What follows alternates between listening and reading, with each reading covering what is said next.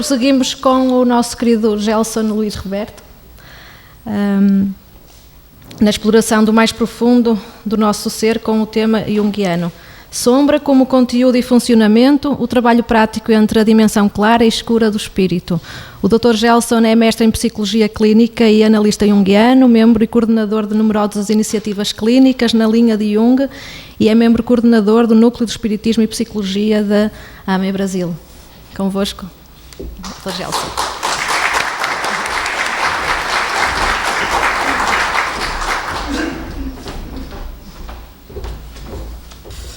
Um bom dia a todos.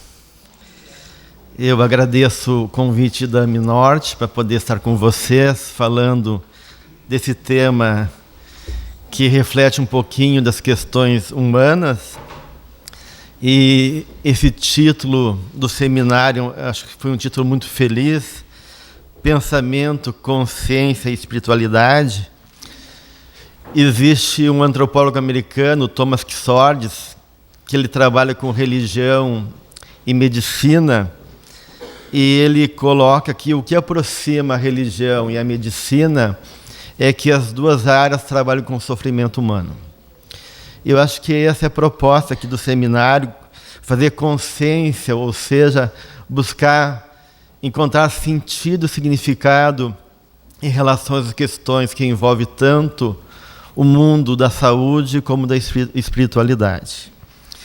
E a minha ideia agora com vocês é trabalhar um pouquinho o termo junguiano, a sombra, e falar um pouquinho sobre isso, fazendo relações com a psicologia e a realidade do espírito. Então eu vou apresentar um pouquinho o termo sombra. Em psicologia junguiana, a gente define a sombra como aqueles conteúdos que são incompatíveis com a identidade do ego. Na medida que a gente vai construindo a nossa identidade egóica, a nossa consciência, todos os elementos que são incompatíveis com essa imagem que a gente vai formando de nós mesmos vão fazendo parte do inconsciente. Então a gente vai criando uma identidade egóica e, junto com isso, aquilo que Jung chama de persona, ou seja, uma imagem extensiva à consciência coletiva, que é uma forma de adaptação ao mundo, e se opondo à persona e ao ego, todos os conteúdos que não refletem aquela imagem que eu tenho de mim mesmo, o que o mundo passou para mim enquanto aquela imagem que eu tenho, vai ficando ou reprimida, ou esquecida, ou não tem força suficiente para ser reconhecida, e vai formando uma segunda personalidade, um outro eu dentro de nós, que a gente chama de sombra. Então, essa sombra é a parte obscura, a parte não vivida e reprimida muitas vezes pelo ego. Mas isso é quando ela começa a ser personificada, ou seja, quando esse conteúdo sombrio começa a atuar dentro de nós com uma personalidade secundária que muitas vezes se opõe à consciência. Antes disso, a sombra é tudo aquilo que está então nessa parte obscura da personalidade, né? Nós temos uma parte clara, que é a consciência, e uma parte obscura que está ligada a todo o inconsciente. Então, no primeiro momento, a sombra seria todo o inconsciente naquilo que envolve emoções, julgamentos e também nossas histórias.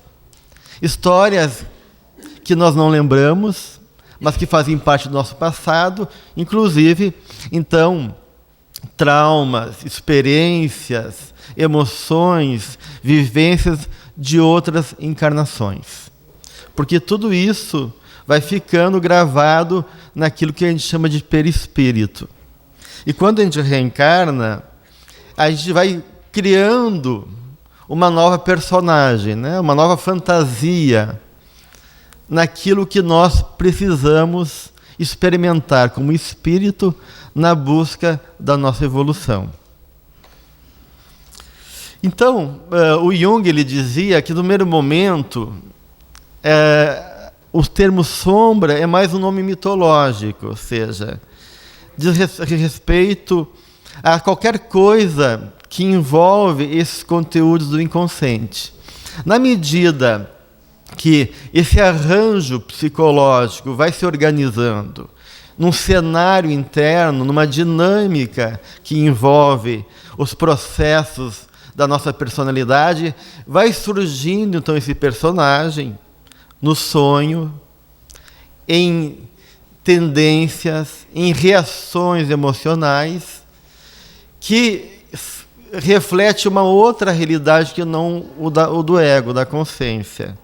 E que geralmente nos sonhos ele vem personificado com o mesmo sexo do sonhador. Então, nesse momento, a gente chama então isso de sombra. Existem outras personagens da gente, a persona, o complexo materno, paterno, o ânimos e a ânimas, que também compõem essa dinâmica psicológica, mas aqui eu vou me ater apenas à noção de sombra. Então, diz o Jung, que em algum momento da nossa vida, nós teremos que nos confrontar com esse lado obscuro. Que a gente tem que realmente nos deparar com esse outro lado da nossa realidade. Porque a proposta da vida é uma proposta de ver a nossa realidade por inteiro, na busca da nossa plenitude. E como vamos viver a nossa plenitude se não reconhecer e não trabalhar esse outro lado da nossa realidade? Então, em algum momento, Jung vai dizer que nós vamos ter que fazer uma descida para dentro de nós mesmos e viver o nosso próprio inferno interior. Assim, esse confronto, essa relação entre o lado claro e o lado escuro da nossa natureza é um desafio difícil de ser compreendido e de ser enfrentado. O Jung tem uma frase interessante, que está ali na imagenzinha do desenho, que diz: o que você nega, o submete. O que você aceita, o transforma. Então, é importante a gente reconhecer que quanto mais a gente se opõe a aspectos que existem dentro do nosso ser, mais gera tensão e conflito. Quanto mais o ego, quanto mais a consciência, ela vira as costas para a realidade que existe dentro da nossa natureza, começa a haver uma dissociação. E a dissociação é o estado neurótico, a impossibilidade de eu poder dialogar com as minhas partes existentes. E essa impossibilidade de dialogar com a minha própria realidade vai gerando uma tensão de oposição que a gente chama de conflito. Quanto maior é um conflito, maior vai ser a cisão da personalidade, e aí vai haver processos que envolvem muitas vezes sofrimento, sintomas e uma dinâmica muitas vezes neurótica. Então, a gente pode dizer que, primeiro, existe uma discrepância entre a noção teórica da realidade espiritual, ou seja, aquilo que a gente estuda, aquilo que a gente reflete, aquilo que a gente busca conhecer e o que a gente pratica, né? Há uma diferença muito grande entre a vivência real daquilo que a gente sabe e o conhecimento teórico que a gente busca. E existe também uma outra questão importante em relação à sombra, é que há uma tendência, que quanto mais parece que a gente quer buscar a luz, buscar valores positivos, buscar o bem, buscar a verdade, mais parece crescer o outro lado da nossa personalidade.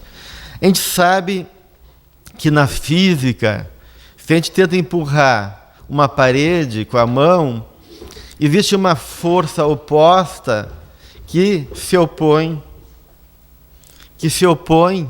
a essa força na mesma proporção da força que eu estou empurrando. Então, por algum motivo o universo funciona assim, como se fosse uma força de equilibração. Na medida que eu faço uma força em direção a algum lado, existe uma força oposta que vem ao encontro desse movimento que eu realizo. Então, diante dessas duas questões, dentro dessa discrepância entre a teoria e a prática, e diante dessa oposição natural entre a busca do lado claro e essa força que se opõe a essa busca, o que fazer? Né? A gente pode reprimir e ficarmos inconscientes de nós mesmos, inconscientes dessa divisão, sofrendo esse conflito, ou aquilo que Jung propõe, suportar, aguentar a tensão, sofrer essa dor moral. Porque esse processo de transformação psicológico, segundo Jung, ele não vem nem pelo inconsciente, nem pela consciência. E ele usa uma imagem muito bonita, que é a imagem do Cristo crucificado. Essa imagem do Cristo crucificado representa a imagem de uma pessoa suspensa entre dois polos opostos. E muitas vezes na vida nossa, a gente se sente assim, crucificado diante da vida, diante da realidade, sem saber o que fazer, vivendo momentos difíceis, de dores internas, de angústias, de questões da qual aparentemente naquele momento não tem solução. E muitas vezes, quanto mais desesperado a gente busca a saída de um lado do outro, mais nos complicamos em relação àquela vivência, àquela realidade. E Jung vai dizer que existe uma outra instância, além do inconsciente e além do ego, que ele chama de self.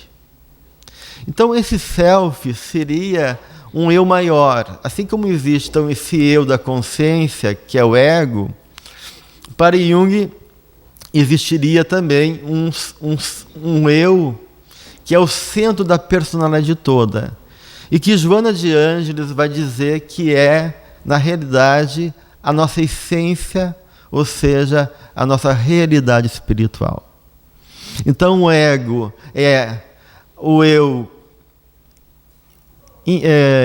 impermanente, transitório, que está expressando realidades que envolvem o contexto dessa encarnação.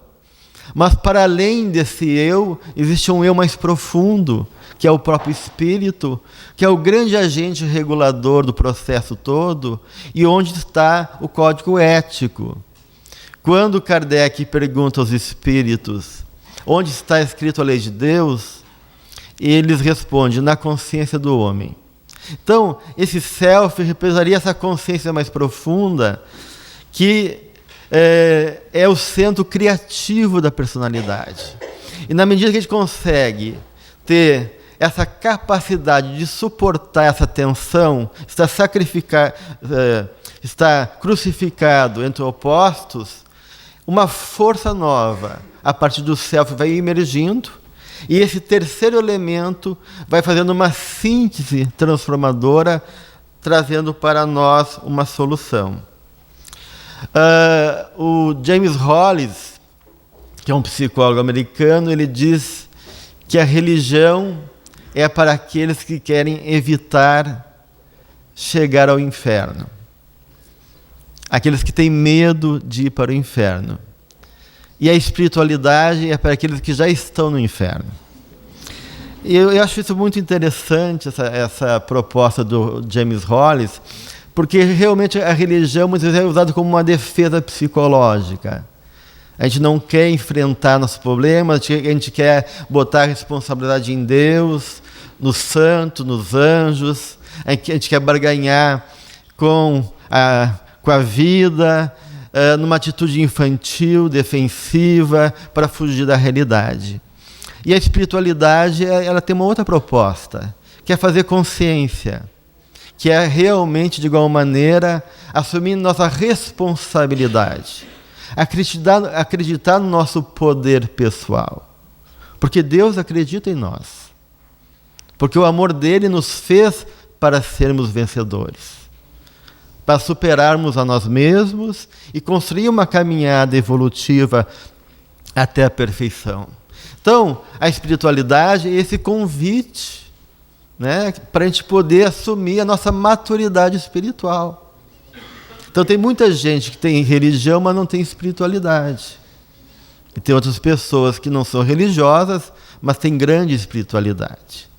Então, a ideia é que a gente possa, acima de tudo, ter, da nossa parte, né, esse compromisso conosco mesmo.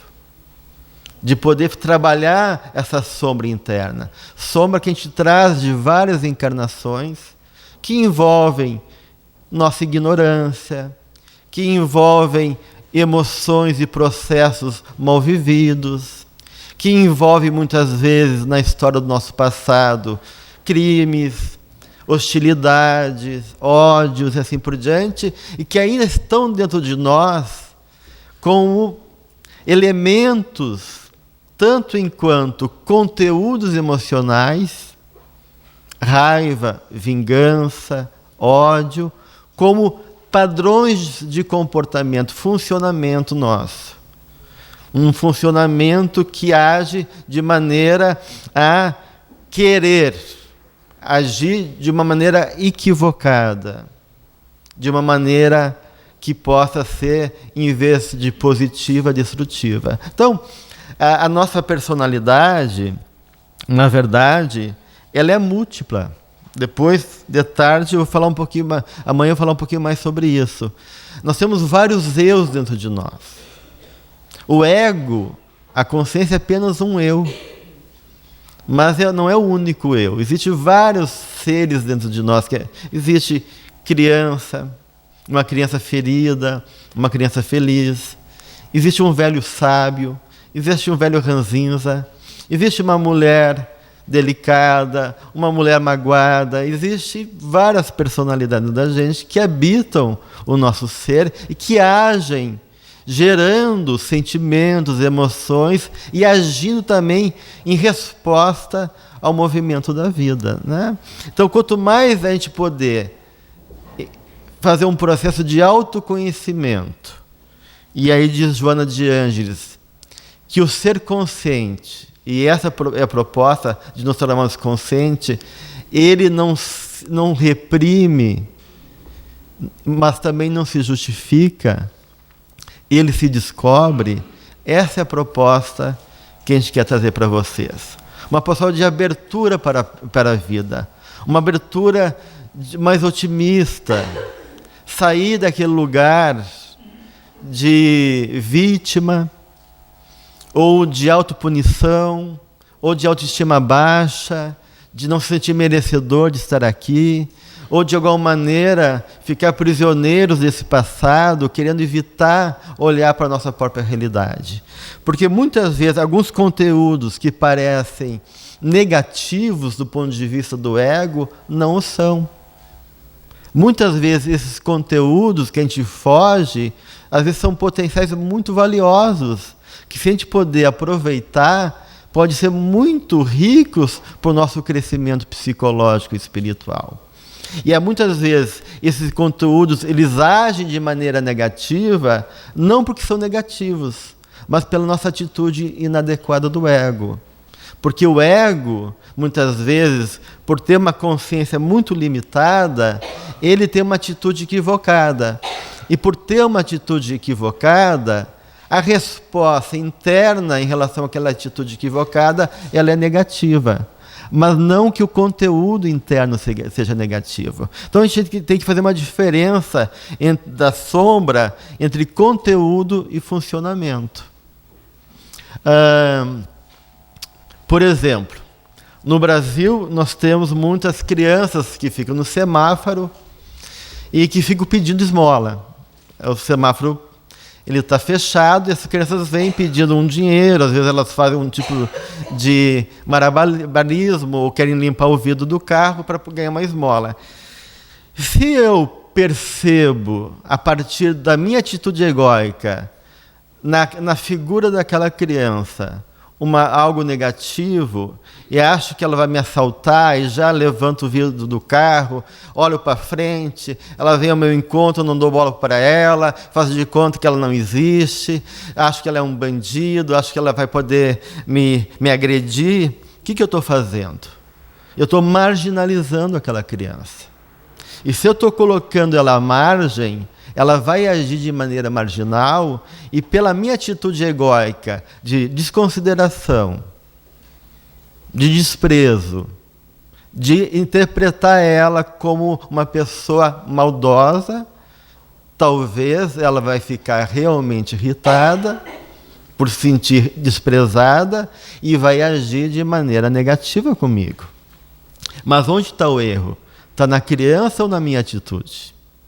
Então, muitas vezes, os nossos processos internos, eles acabam tendo respostas negativas, não é porque os conteúdos são negativos, mas porque nós não temos habilidades de lidar conosco mesmo.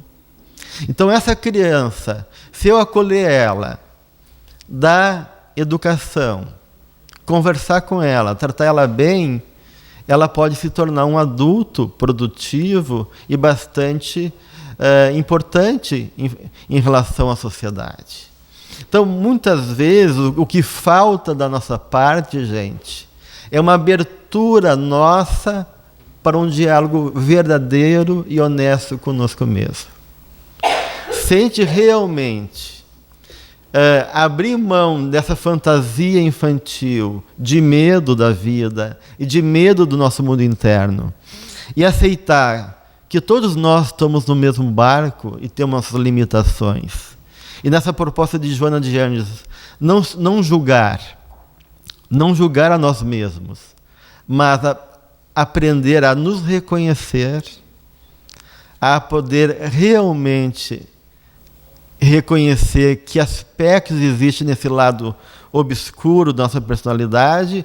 Um campo maravilhoso também se abre, porque nesse lado obscuro não estão só os aspectos negativos, mas estão os potenciais não reconhecidos dentro de nós. E aí, o maior perigo, do ponto de vista da sombra, é quando a gente acha que não tem sombra. Na mitologia grega, nós temos a figura de Pan. E Pan é o Pânico, ele é filho de Hermes e Dríopes, e ele é um ser que se torna violento ao sol do meio-dia. Pan, ele gosta de lugares sombrios, assim como sombras, onde tem água, onde ele gosta de ficar tocando a flautinha dele, e ao meio-dia ele se torna violento. E por que ele se torna violento ao meio-dia? Porque ao sol do meio-dia a gente tem a impressão que não há sombra, porque a sombra está embaixo dos nossos próprios pés. E se a gente olhar para o lado, para frente, para trás, parece que a gente está iluminado. E, na verdade, a sombra está lá embaixo dos nossos pés e não é percebido. Então, o pior perigo com a nossa sombra não é ela, mas é a nossa própria luz, ou seja, a gente achar que já está iluminado. Quando a gente pensa que não tem dificuldade, que não tem problema e que não tem sombra, aí começa a complicação na nossa vida. Então, nós temos que reconhecer que o processo evolutivo é um processo lento e que a caminhada é uma caminhada de autodescoberta, de poder se abrir para nós mesmos e reconhecer nessa jornada esse se surpreender conosco, tanto naquilo que nos assusta, mas que pode nos transformar, como nos potenciais que temos dentro de nós e que muitas vezes desconhecemos. E a Von Franz, que é uma analista junguiana suíça, ela então faz uma diferença entre o mal quente e o mal frio. E porque esse mal quente estaria ligado mais então aos conteúdos da nossa sombra. Ela diz que o mal quente, essa é uma frase dela, não importa se por demônios, seres humanos, devido a uma emoção subterrânea não mitigada, como um fogo abafado queimando o tempo todo. Ou seja, é o momento que emoções que estão reprimidas, porque por algum motivo emergem de uma maneira violenta, gerando explosões emocionais e muitas vezes destrutivas. E isso ocorre também na psicologia das massas, na coletividade, quando há grandes situações de enfrentamento coletivo, essas emoções surgem e o lado irracional da personalidade toma conta. Então, esse é o lado infeccioso da emoção. As emoções, elas nos afetam e nos tomam de maneira muito forte. O Jung vai dizer, não é nós que temos o complexo, é o complexo que nos toma. Então a gente é tomado por esses complexos emocionais, e esses estados emocionais, eles respondem por uma enorme quantidade de mal. Então, um dos trabalhos nossos em relação ao processo psicológico é reconhecer essas emoções, né? E trabalhar elas, né? E assim como a natureza muitas vezes implode num vulcão, em situações outras, né? Nós também, enquanto natureza, muitas vezes temos que ter essa válvula de escape, né? Tensões emocionais.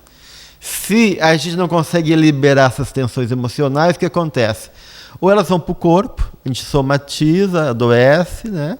Ou em algum momento a gente não consegue segurar e elas explodem e vão para algum lugar, muitas vezes no momento errado, na hora errada e de intensidade errada. Então a gente tem que aprender a canalizar essas emoções através de um trabalho conosco mesmo, um trabalho muitas vezes que pode ser buscar expressar o nosso sentimento, dialogar com eles, para a gente poder começar a reconhecer esses estados internos e aprender a lidar com eles. E existe o mal frio, que a Von Franz diz que esse está ligado ao conhecimento. Porque ela diz que conhecimento humano, se ligado a um estado de consciência mais elevado, é talvez o maior recurso na luta contra o mal. Mas dissociado da consciência, torna-se apenas um truque mágico contra o outro. Então ele está dizendo da terrível capacidade de nós usarmos nossa inteligência em favor da destruição. Esse é o mal frio. A indiferença, o conhecimento ardiloso, o conhecimento egoísta, que usa os seus recursos em favor de si mesmo, para enganar, para roubar, para violentar o nosso ser humano. Então, diz a Von Franz, que frequentemente as pessoas se aproximam do inconsciente como uma forma de utilitarismo. A gente quer tirar proveito de nós mesmos, nosso mundo interior, com uma forma de poder.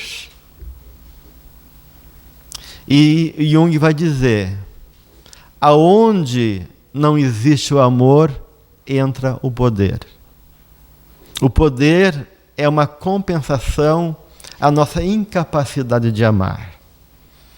Então, toda vez que a gente não acredita no amor, que a gente não caminha pelo caminho do amor, a gente põe no poder a forma de compensar essa incapacidade e usamos desse jogo de poder como uma forma de explorar o inconsciente e também nosso próximo, como forma de dominar, como forma de ter reconhecimento e usufruir da vida de maneira inadequada, de uma maneira não honesta, como uma ambição secreta que habita o nosso ser.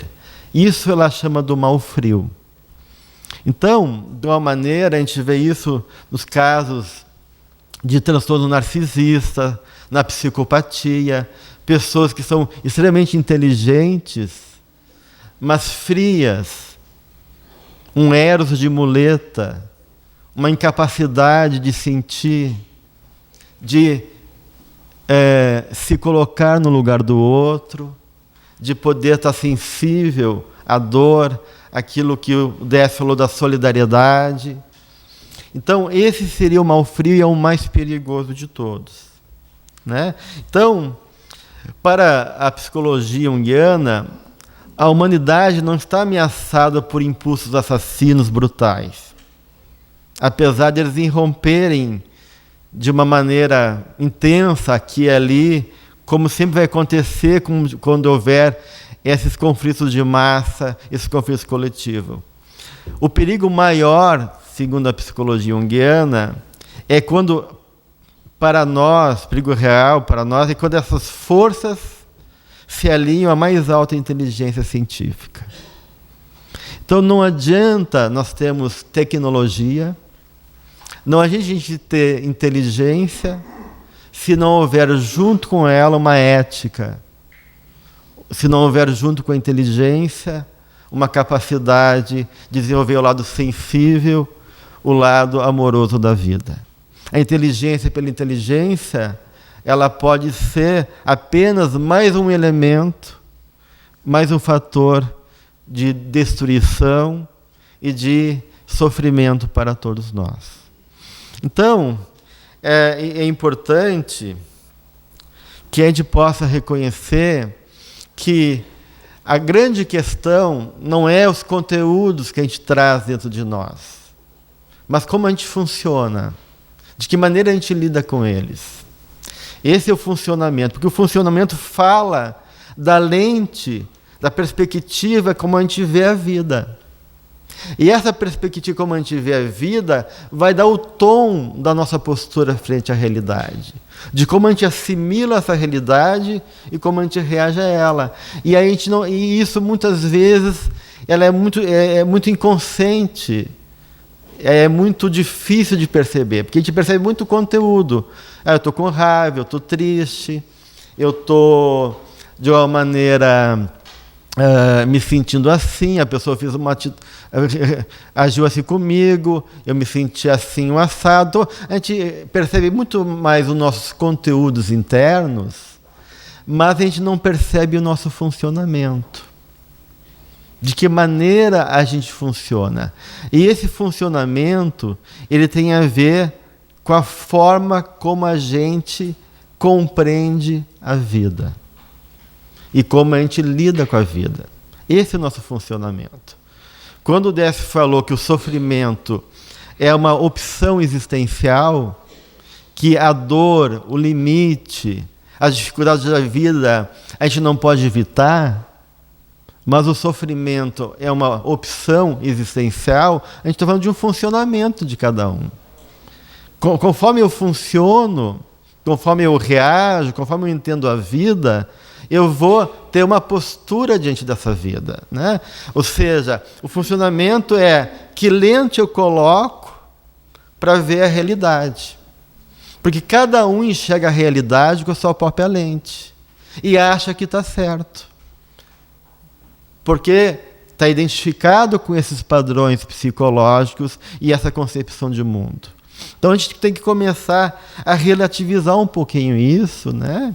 E se abrir para uma realidade que é uma realidade de poder questionar o nosso funcionamento. E por isso que a questão do ego aqui ela é muito importante. Qual é que reconhecer a nossa postura egóica?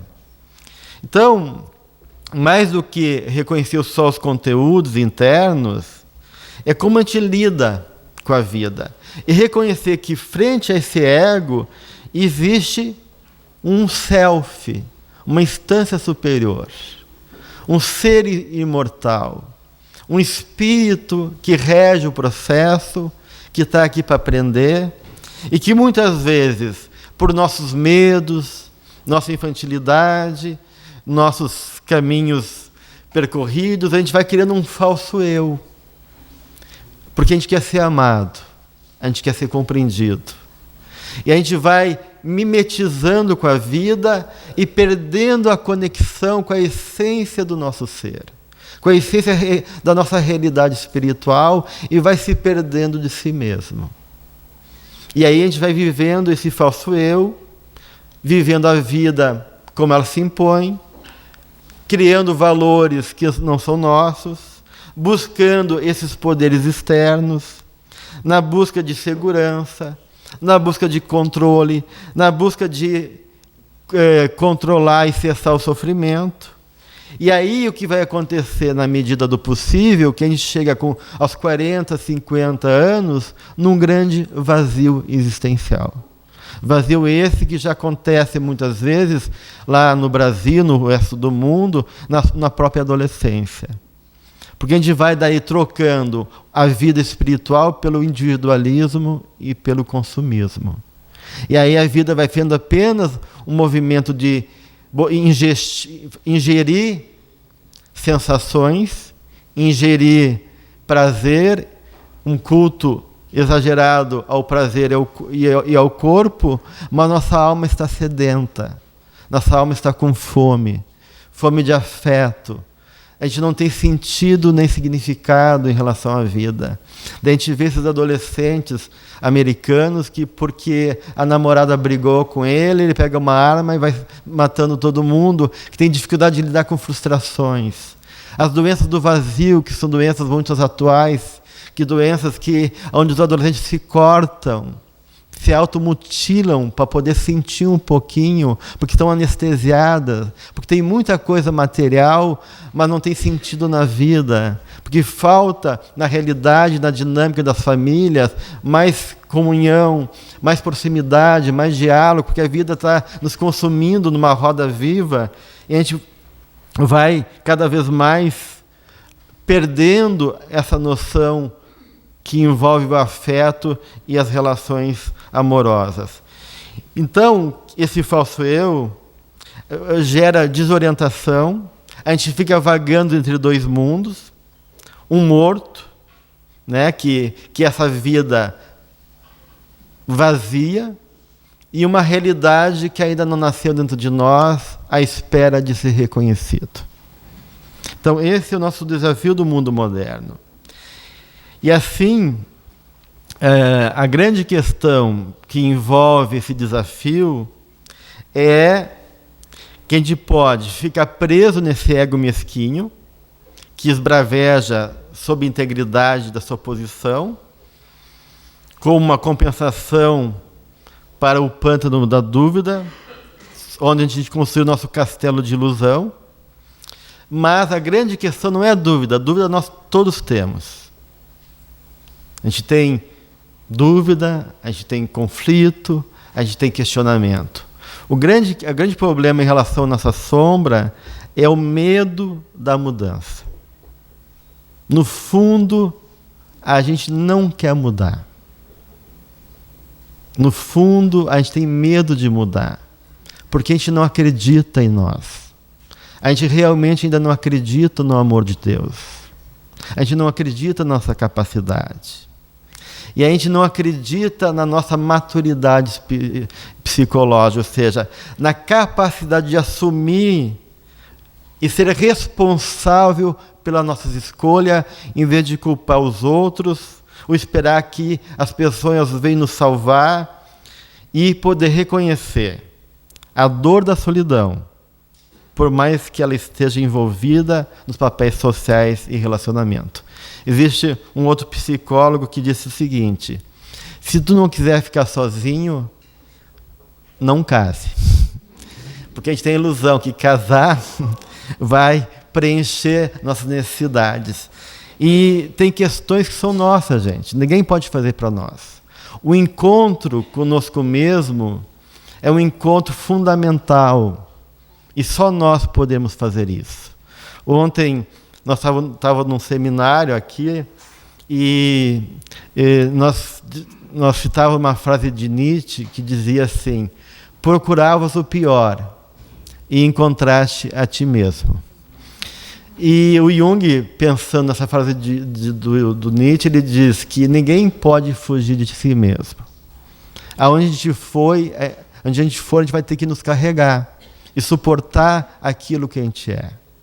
Então, se a gente vai ser o melhor ou pior para nós e para o mundo, depende de cada um de nós.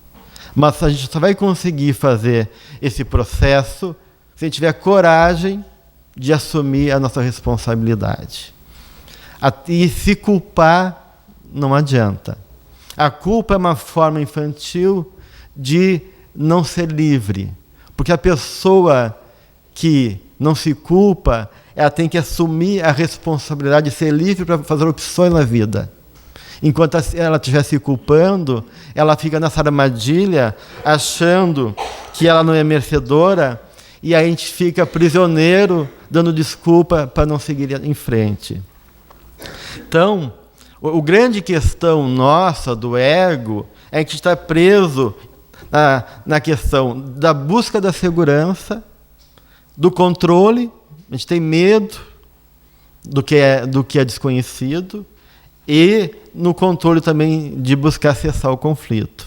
E tudo isso acaba sendo uma armadilha que estreita nossa visão, gerando indivíduos egoístas, individualistas, e perdendo aí a capacidade de riqueza na troca, no relacionamento e na criatividade diante da vida. Então, todos nós, de alguma maneira, vão ter que saber lidar com a traição, com o medo, com o abandono, com a solidão e com a culpa. E a maturidade implica não tanto evitar sermos abandonados, e sim nos abandonarmos. Há algumas ilusões. Porque em algum momento a gente vai se sentir abandonado. Em algum momento a gente vai ter medo diante da vida. Em algum momento a gente vai se sentir traído. Mas a pior traição e o pior abandono é aquele que a gente faz para nós mesmos. Nos abandonarmos, nos trairmos.